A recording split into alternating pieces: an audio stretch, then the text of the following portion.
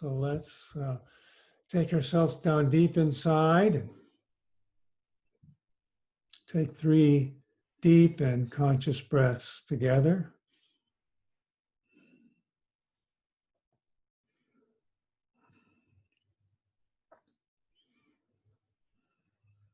And with the deep in breath,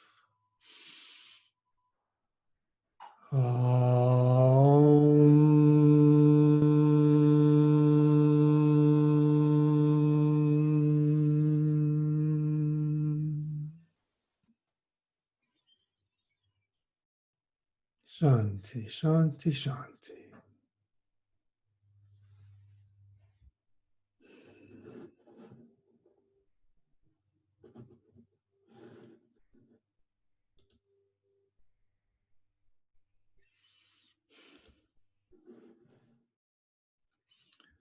The 4 Agreements, a Toltec Wisdom book by Don Miguel Ruiz. Today, let's start off by reviewing what our 3 agreements are. We're going to go to a new chapter today, and I thought before we go to a new chapter, let's review our agreements. The first agreement is be impeccable with your word, which means both be impeccable with what you say to others, no spinning, no manipulation, just a simple truth. And even deeper, be impeccable with what you say to yourself. Be impeccable with what you tell yourself. Second agreement is don't take anything personally. Remember the movie theater, the cinema, where we walk into the cinema, and there on the screen is the story of our life, and there we are sitting watching it. And there's that projector light, the light of the universe, shining the story of our life on the screen. So when we say to ourselves, can you cleanse your inner vision till you see nothing but the light?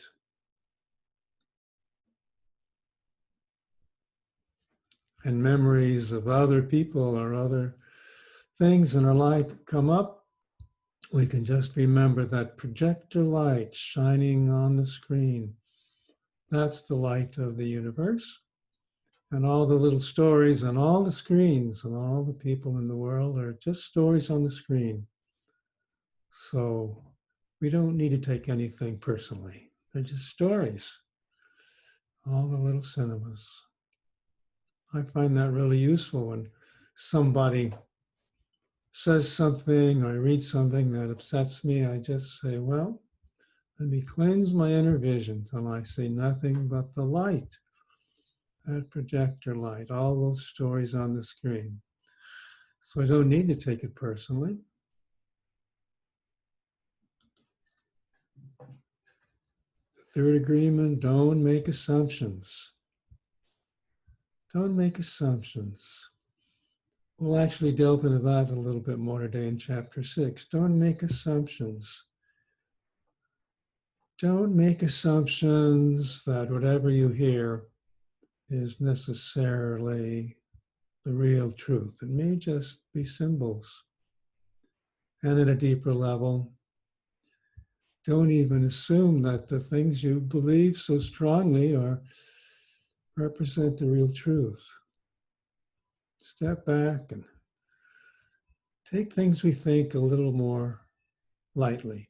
I think that's particularly important in this political season when we hear all these strong opinions about who's wrong and who's right. Don't make assumptions that all these beliefs are representing the truth. So here's a little review of the first 4 chapters. We'll just run over them quickly. Chapter 1, in the beginning, as an infant, you are your message to the world. You just show up as you are. And you learn to use symbols, words to deliver your message. Your parents teach you how to speak. Through attention, you listen to what your parents say and others say, you gather knowledge. Each symbol you know, you learn by agreement. So all the knowledge you pick up by giving it attention doesn't go in you unless you agree that it goes there. We don't really realize we're making that agreement and we pick up all this knowledge, but we are. We learn by agreement. The voice of knowledge, our mind, never stops talking. It speaks your truths. Nobody's perfect.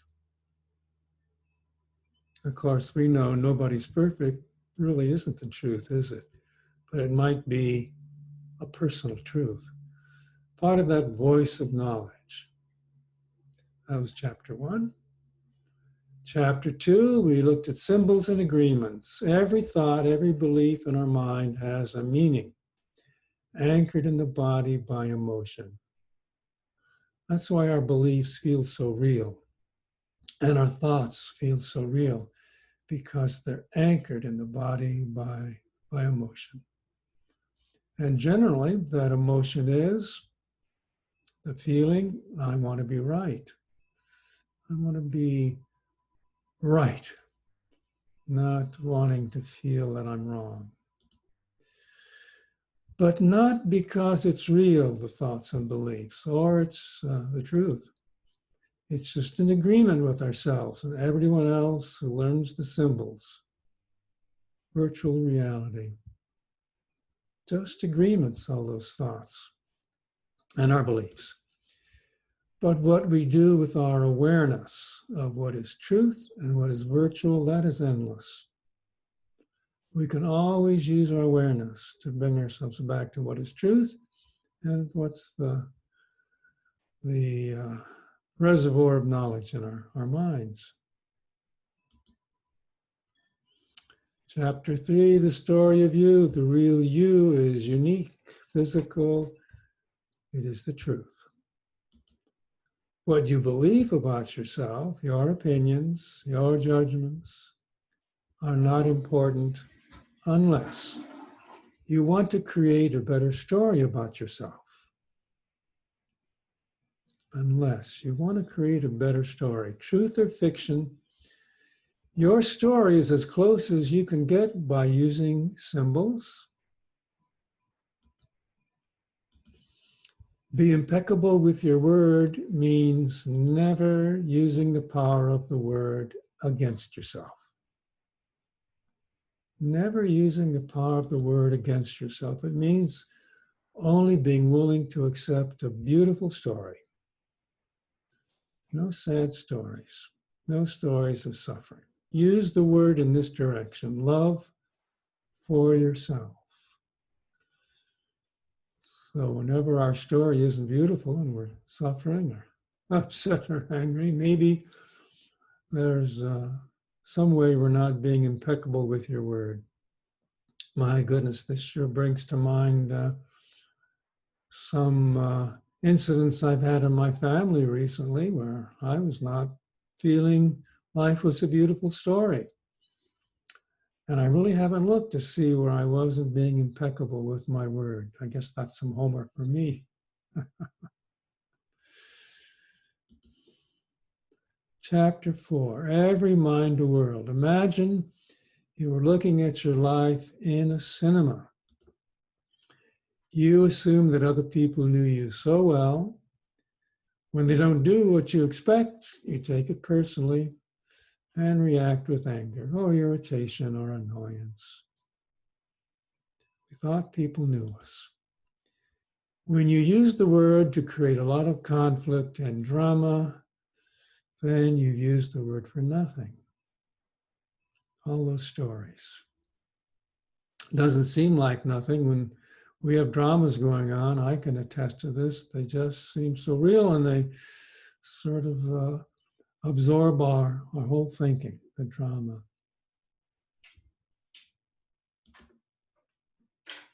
Chapter 5, Truth or Fiction, the conflict between good or evil.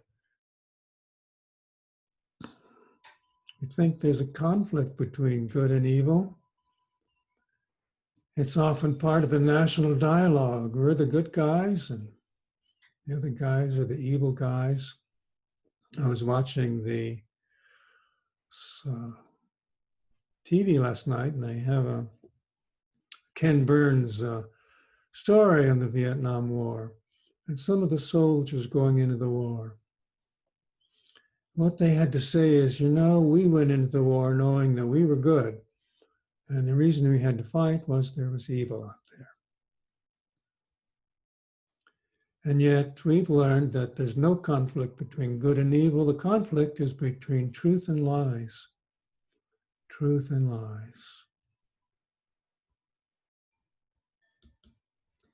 Nobody's perfect. Well, we've gone over that one. Actually, everybody's perfect. We're all perfect. We all have everything that we're supposed to have right now. Nothing's missing. We are perfect. What we think and what we believe may not even be close to the truth. So hard to digest this because our thoughts and beliefs are so dynamic and hooked to us through emotion. But they may not be even close to the truth.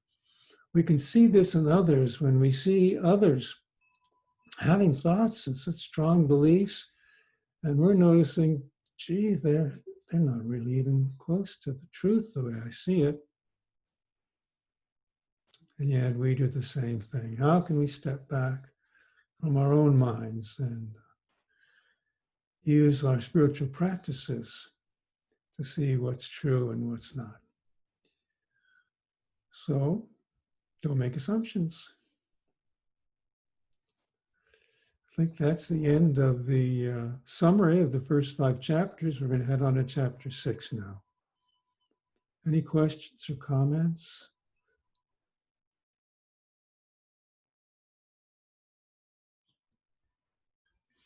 I have a little exercise plan that deals with some of the concepts in chapter 6, and it's at the end. So let's see what chapter 6 has to tell us about the power of belief. All these chapters are interrelated, aren't they? Power of belief. Chapter 6. There was a time in your life when you completely owned the power of your belief. But when you were educated to be part of humanity, what happened? So at some point in your life, when you were very small, you owned the power of your belief. But through education, through being domesticated by our parents so that we could be part of humanity, what happened? The power of your belief went into all those symbols that you learned. All the things that were right, all the things that were wrong, all the things that were true and the things that weren't. That's where your power of belief went. And at a certain point, the symbols gained power over you. And that's where we are now. The symbols, the words, the thoughts, they have power over us.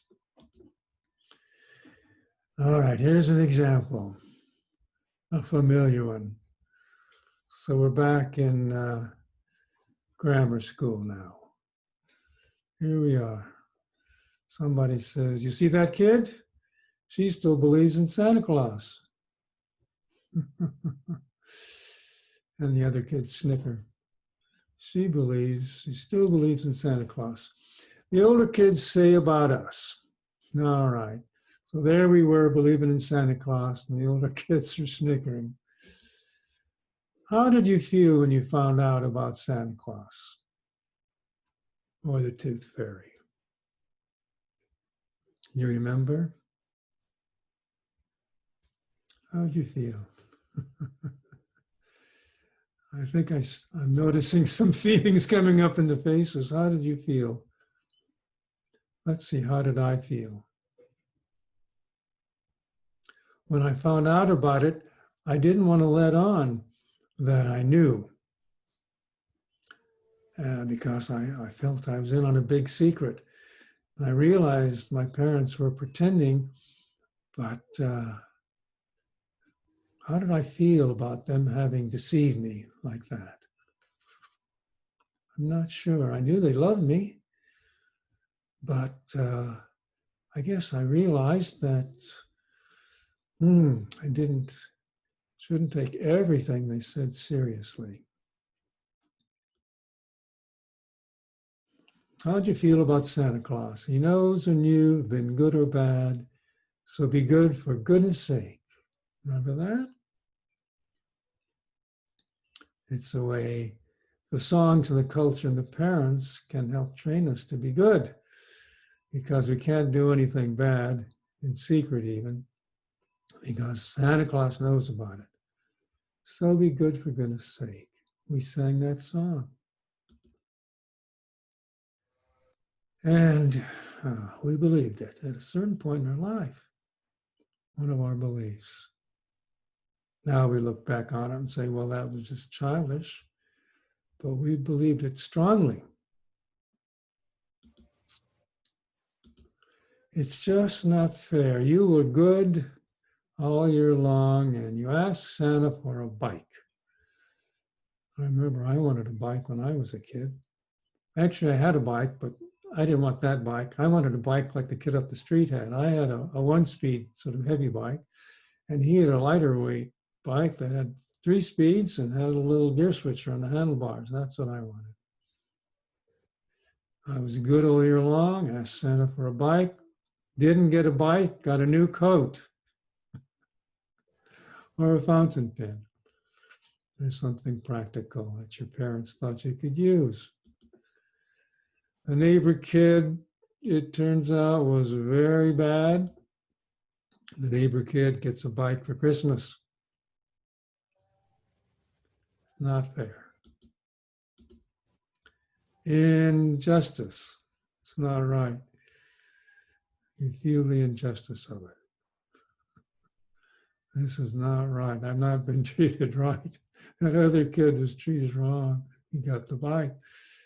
Envy. I wish I had a bike like that kid.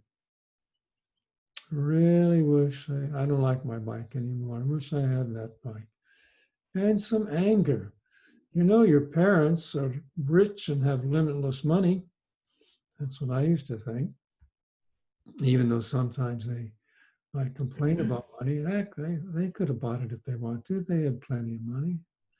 So some anger and some sadness that things didn't work out the way I expected. Not fair. Santa is an innocent lie, but you believe it. We believed it.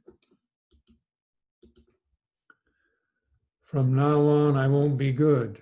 Now, I hope none of us said that. But somebody might say that if they saw the way the world works. From now on, I won't be good. I'm going to be bad like my neighbor. Because it doesn't matter if I'm good. I don't get what I want. Now, I tried to be good all my childhood life. I didn't go this route. But you could see how that thought might come up for you or someone else. I'm going to be bad like my neighbor. When you discover Santa is not true, it's too late. You already released the emotional poison. You made an agreement based on a lie. Santa Claus is coming to town. Even innocent lies plant emotions that feel like a fire burning inside of us. So what agreements have we made based on lies and how to root them out? Because even innocent lies plant emotions that feel like a fire burning inside of us. Why are we so miserable at times? Not all the time, but sometimes. Well, there are some people who seem to be miserable all the time. And there's some people who seem to be content and happy all the time. But why are we so miserable sometimes? You're telling yourself a story that isn't true. Now, how can that be? How does Don Miguel Ruiz know that the story I'm telling myself isn't true? How does he know that my misery just isn't because of miserable circumstances? Miserable circumstances. He says, nope, you're telling yourself a story that isn't true, and you're not the only one. So he's advising us, when we feel miserable, maybe there's some part of that story that's not true that we're telling ourselves. You know, the danger is maybe there's a grain of truth in it that makes the story surreal, so real. But maybe overall, even with the grain of truth, the whole story isn't true. And other people do the same thing. Everything in our belief system is our personal truth. Everything we believe, all our political beliefs, all our beliefs about family, all our beliefs about work, our beliefs about religion, our beliefs about our friends, everything, all the beliefs that sustain us throughout all the moments of our day are our personal truth. And we judge everything by these beliefs. Well, we do, don't we? When somebody in the family does something that we feel is not right, we don't go over and hop in their shoes or run over and get into their movie and see what's going on in their movie and what's reality for them. No, we apply our belief system because it's our personal truth, and we judge things by those beliefs. What's right and what's wrong, who's good, who's bad, who ought to be president, who ought not to be. Our belief systems. Even if those beliefs go against our inner nature, we can take back our power from the symbols. So we believe in beliefs, even if those beliefs go against our inner nature. Now, here's an example of that. Again, it was from the movie about Vietnam I was watching. A young man said that when he went to war over there, his father had been in the Second World War, and so had his father's brother, his uncle, and his grandfather had fought in the First World War. And the man who cut his hair was a veteran, and the pastor in the church was a veteran. And he believed that the United States could do no wrong, and he believed that the United States was one of the few countries where you could believe your leaders. So he went over to Vietnam as a Marine, fighting Marine, with those beliefs. And then he saw something which was just true, what was going on over there. And his beliefs came up against his inner nature, where he saw the violence, the devastation. He saw corruption. He saw conflicts there. He was there to free the world from the scourge of international communism, because Eisenhower had said, there's a domino theory. If Vietnam falls, it's like a domino. All the countries next to it will also fall like dominoes. And he believed that. We all believed that. We believed Eisenhower. And we believed Kennedy, the next president, who said the same thing. But here he was in Vietnam, and he saw people fighting for liberation and independence from foreign occupation. Yet he held on to these beliefs, even though they went against his inner nature.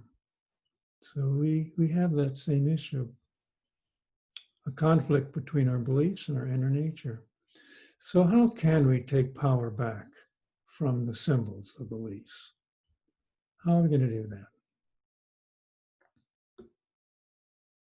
What do you think? How can we take power back from the symbols, our beliefs.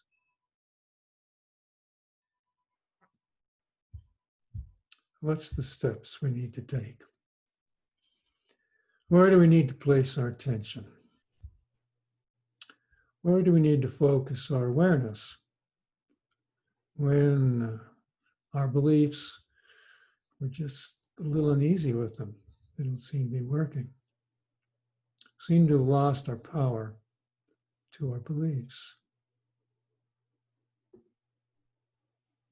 Well, let's consider that a rhetorical question. Become aware that we are the ones who agreed to believe in Santa Claus. We agree to think all of our stories. We agree to believe in all of our truths.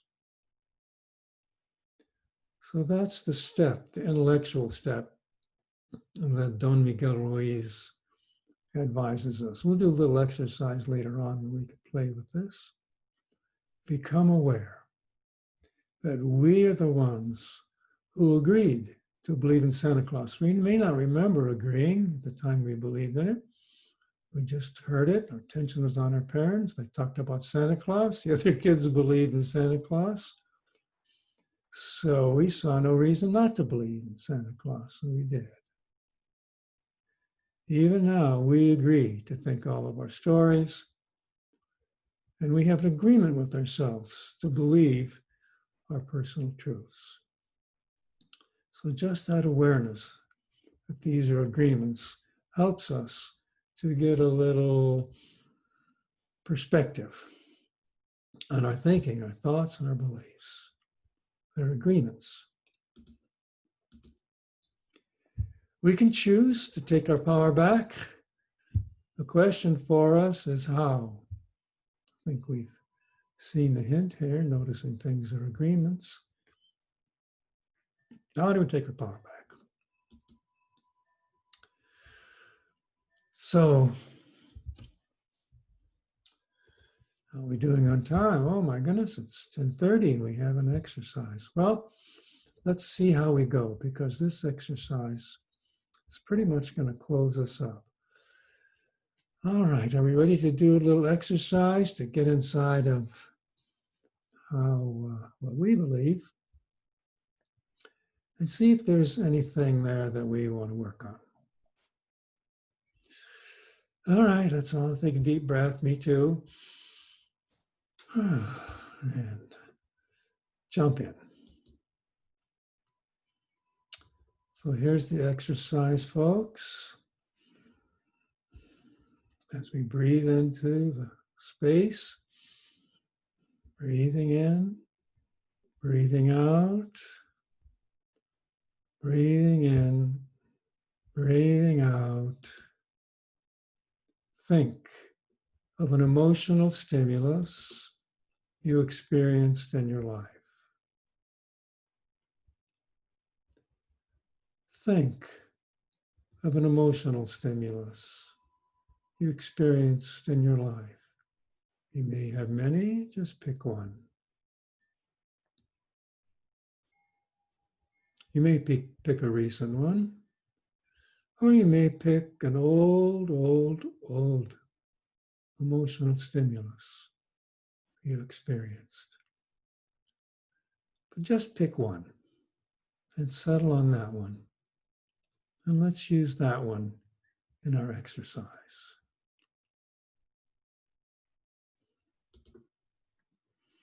Think of what you said or said to yourself during that emotional stimulus. What did you say to someone? What did you say to yourself? What were your thoughts? What's the story you told yourself? Think of that. Now, maybe what you said to yourself was one of the following forms. So let's come up with some suggestions here and see if any of these are true for that particular emotional stimulus you experienced. Maybe you said, "You should never," to someone in your story. Maybe you said it to them, or maybe you, in your story, told that to yourself that you wanted to tell them. You should never. He should have. He should have. You told yourself. He should have.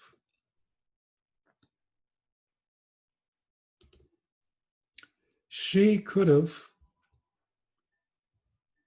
She could have done this. She could have done that. She didn't. She could have.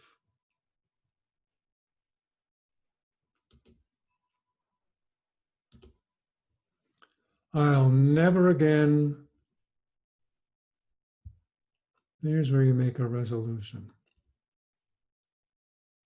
Something happened, you didn't like it. I'll never again do this. That rings true for me. I don't ever want. I don't ever want. I don't ever want to see you. I don't ever want to hear. I don't ever want.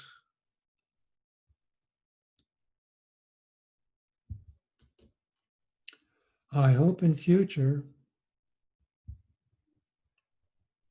it turns out this way. I hope in future. I hope in future.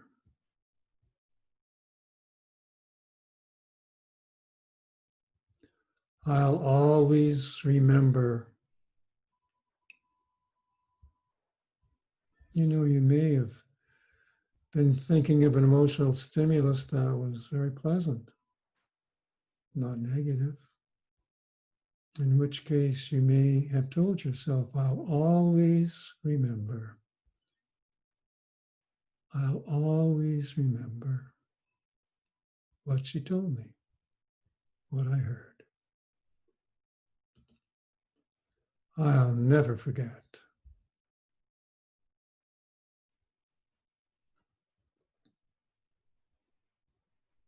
I'll never forget that negative situation, or I'll never forget that positive stimulus. Whatever the quality of your emotional stimulus is, I'll never forget. And maybe it's true because if the emotional stimulus you're looking at now is in your mind, you didn't forget it, so you've never forgotten it.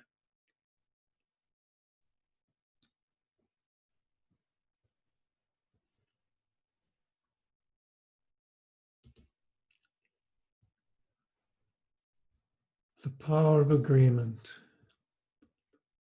Okay, folks, we've gone over our emotional stimulus. Let's do a little reality check. A little reality check. So I'm going to give you some other questions you can ask yourself about this emotional stimulus. Ask yourself the following. Did what I said back then make life beautiful?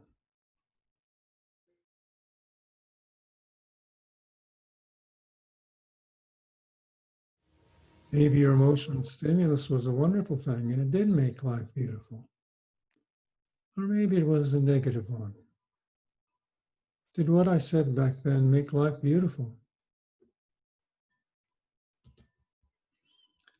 Was it true? Can I absolutely know that it was true?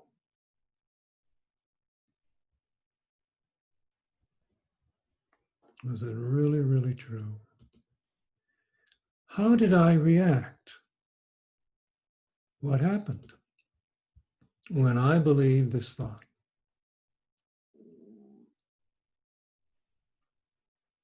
What did I do?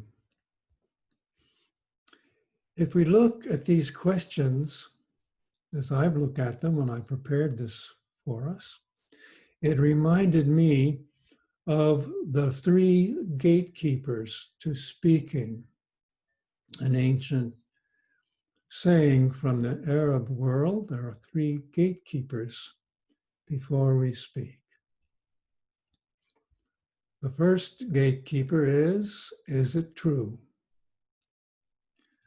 Well, here we have that in number 2 and 3. Was it true? Can I absolutely know that it's true? Gatekeepers to speaking. These could be gatekeepers to thinking as well. What's the second gatekeeper? Is it true? Is it kind?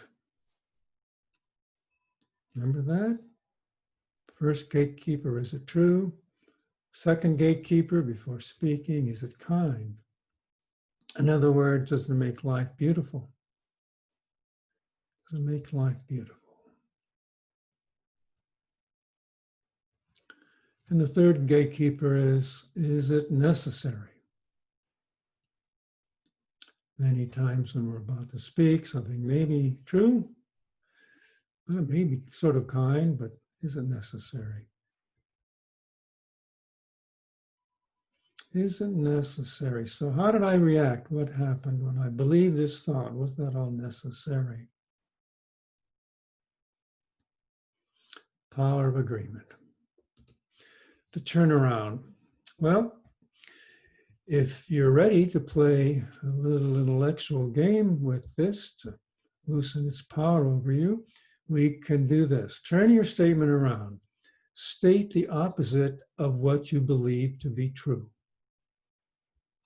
Can you do that?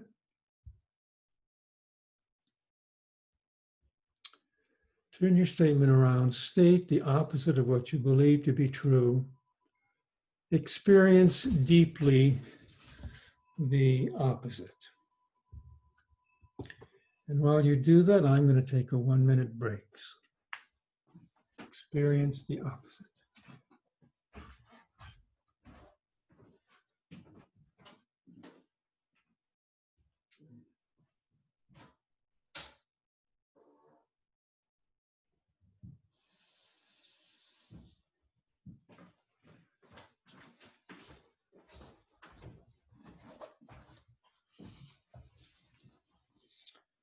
All right, were you able to experience deeply the opposite? So now, let's carry this even a little further. Find at least one example from your life where the turnaround is true. So find another example from your life where that turnaround, the opposite, is true. Got to be one.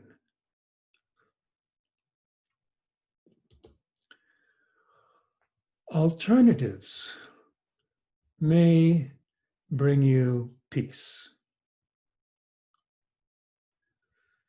Alternatives may bring you peace. You think about that example where the turnaround is true. That's the end of the exercise.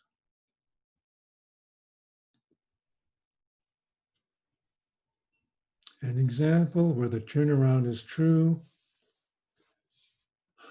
may bring you peace with regard to that emotional stimulus.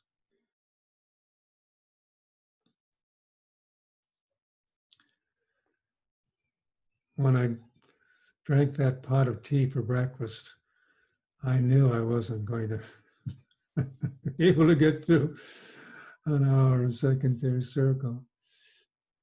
But I had the belief, and I should drink that pot of tea. You see that? Maybe I should take another look at that belief that I have to drink all my pot of tea.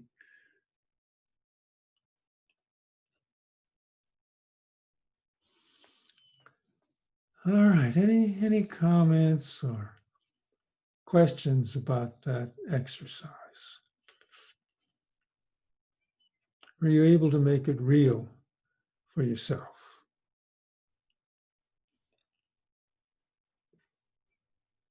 Did you pick a really good emotional stimulus.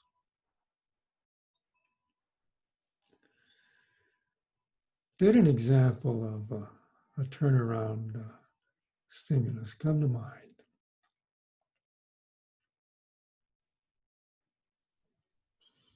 Do you see how when you have these emotional stimulus that come up in your life,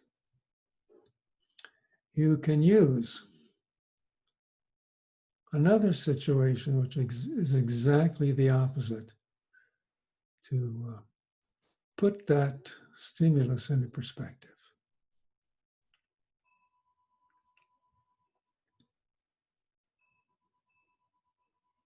This is a good exercise for me.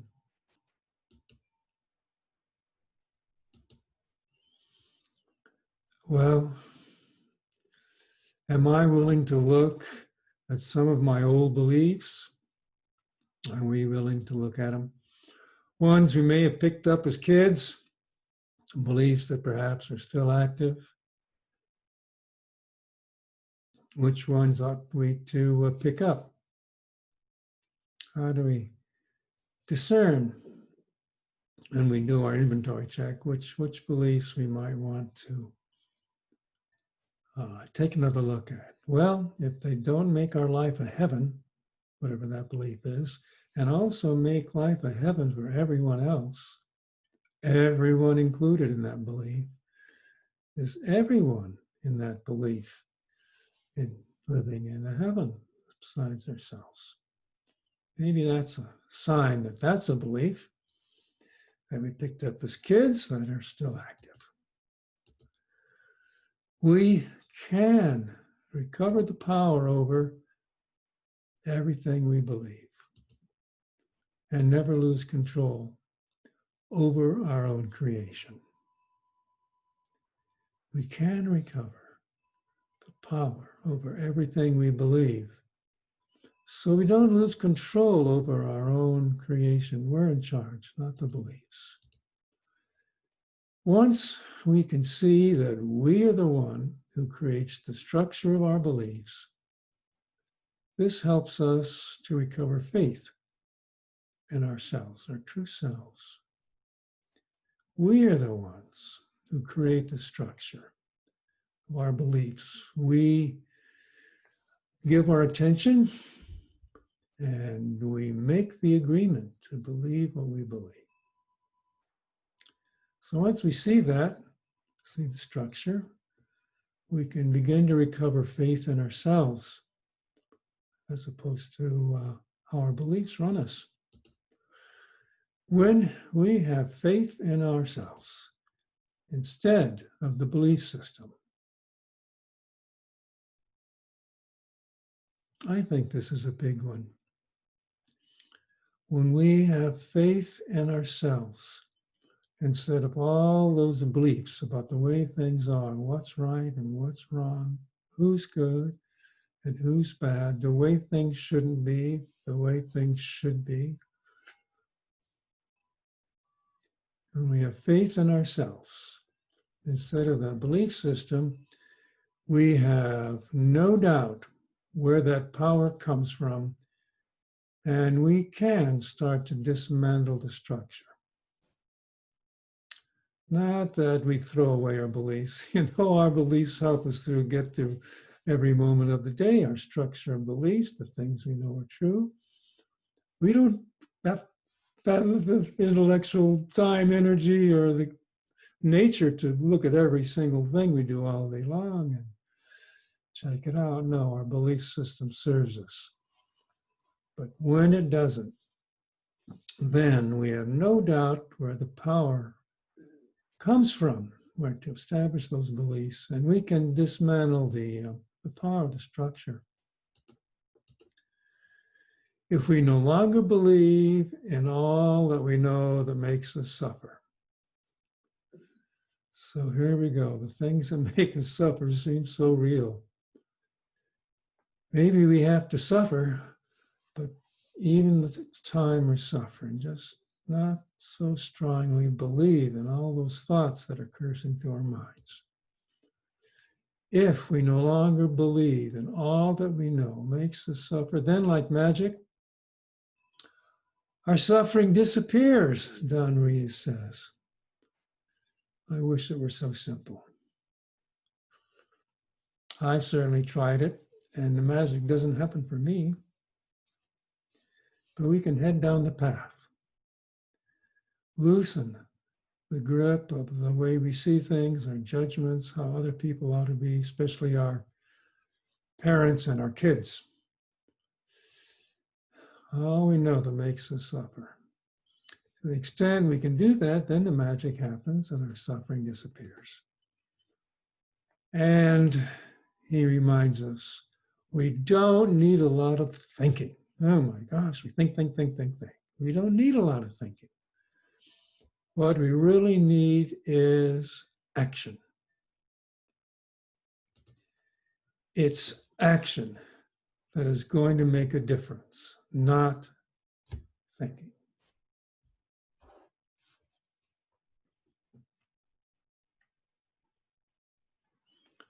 All that thinking we do while we're eating our meals, going for our walks, driving our cars, we don't need a lot of that thinking. We need action. And it's action that's going to make a difference. And actually, that's what we're going to be talking about next Sunday. Action. Doing what's ours to do. Letting our beliefs, our judgments, and all that stuff, all the storytelling, well, maybe it has a life of its own, but can we be resolute in seeing what's ours to do and in doing it?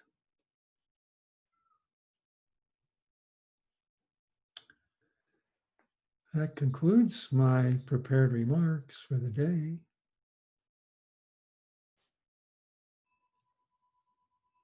Any questions or comments? Dana, do you have any comments before we close?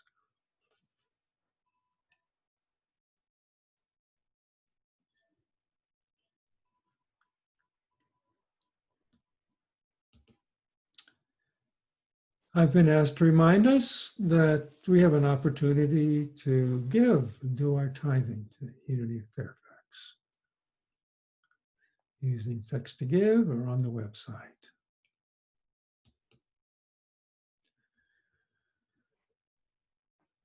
Shall we close with our Om Shanti? Let's use the power of our breath to internalize what we've heard today. See if we can take it deep down inside ourselves. Let's take 3 conscious deep breaths together.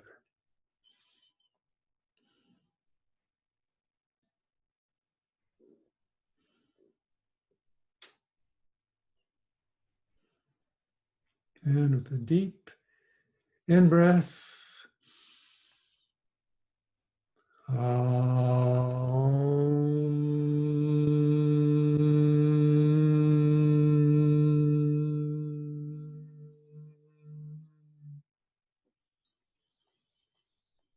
Shanti.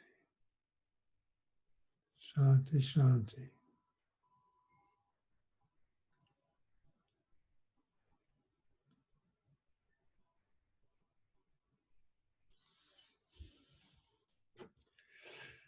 May you all go in peace.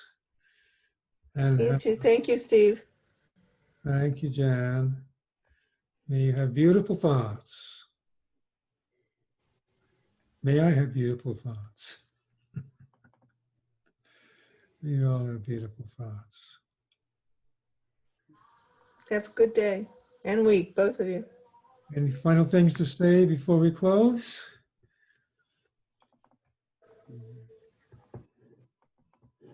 Last chance. I have one thing to say. Go ahead. About the Santa Claus. What? Santa Claus. Santa Claus. Yeah, when you're talking about how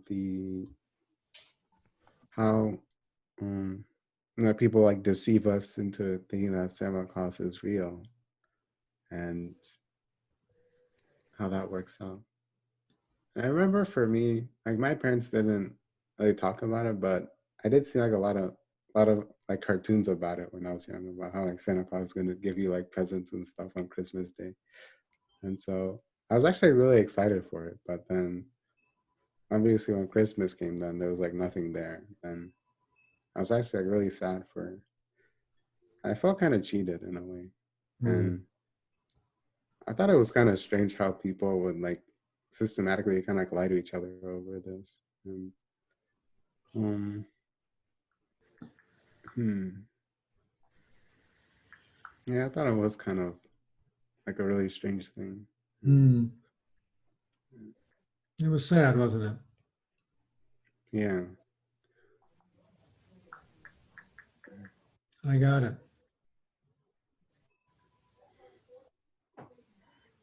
I got it. And you know, I'm guessing that our parents loved us. I'm guessing they experienced the Santa Claus story when they were kids as well as us. And maybe they saw that Santa Claus story as a rite of passage, going from believing in Santa Claus to not. Maybe helps strengthen our character, but maybe not. Maybe it just leaves a feeling of sadness. So, can we look back and try and imagine what our parents thought when they let that story be real for us? We know they loved us, yet we felt sad.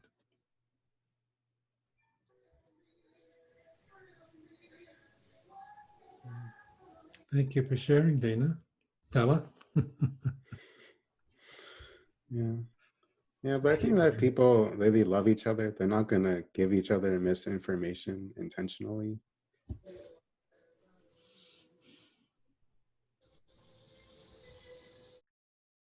Because misinformation like causes problems for people.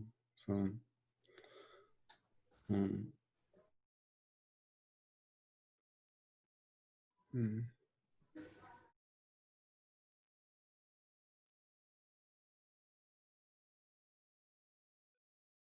I got it. Misinformation causes problems for people. So why would someone who loves you give you misinformation? I don't have a good answer for that, except to say sometimes our beliefs are in conflict with the truth, which we heard earlier. So what we believe is in conflict with the truth. What people do about that conflict, that's something else. So I'm not sure.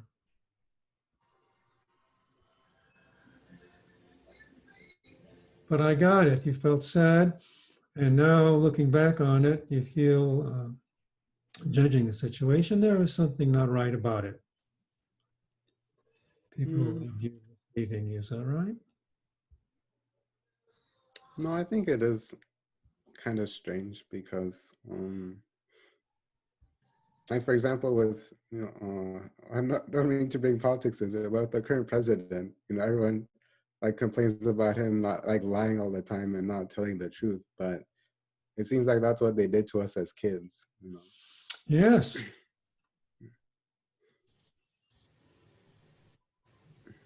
Yes, so some people excuse lies as, well, that's just the way they are. There are other things we're going to focus on, not the lies.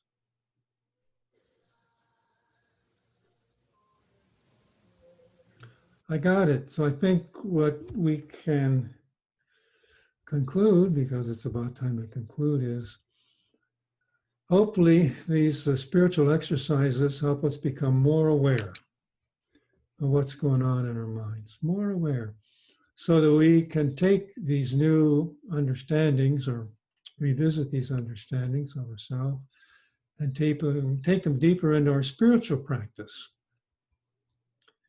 and see what is ours to do. What is ours to do, each of us personally? And next week, we're going to look at that. We're going to look at how to take the awareness that we gained of some of these things in our lives and act. Do what is ours to do. So hope you'll all join me next week, and we'll see what are some guidelines for what's ours to do. Action. Any final shares before we close?